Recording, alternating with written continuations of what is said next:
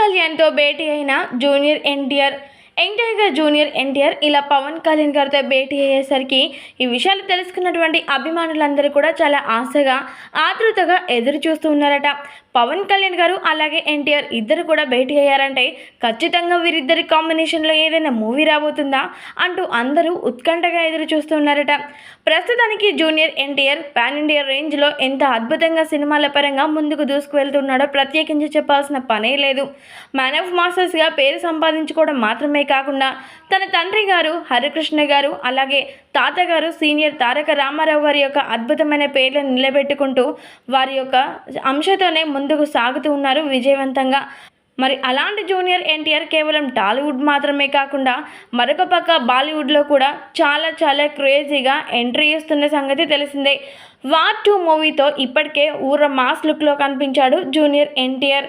అయితే మరి అలాంటి ఎన్టీఆర్ ఉన్నట్టుండి పవన్ కళ్యాణ్ గారితో భేటీ అయ్యారట. మరి ఎందుకు అనంటే పవన్ కళ్యాణ్ గారు ప్రస్తుతానికి తను ఆపివేసినటువంటి సినిమాల్ని కంప్లీట్ చేసే పనిలో పడ్డ సంగతి మనందరికీ తెలిసిందే. ఇప్పటికే హరిహర వీరమల్లు మూవీ షూటింగ్ని కంప్లీట్ చేసుకున్నారు. ఈ మూవీ జూన్ 12వ తేదీన పాన్ ఇండియా రేంజ్లో చాలా గ్రాండ్గా రిలీజ్ కాబోతోంది.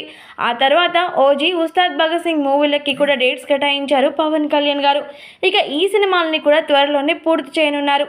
అయితే ఈ 2 సినిమాల్లో ఒక సినిమాలో మాత్రం జూనియర్ ఎన్టీఆర్ ఒక కీలకమైన రోల్ చేయబోతూ ఉన్నారట.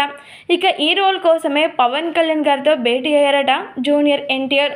మరి జూనియర్ ఎన్టీఆర్ ఓజీ మూవీలో కనిపించబోతున్నారా లేదంటే ఉస్తాద్ భగత్ సింగ్ మూవీలో కనిపించబోతున్నారా అనే క్యూరియాసిటీ మాత్రం ప్రతి ఒక్కరిలో కూడా నెలకొన్నట్లుగా తెలుస్తోంది.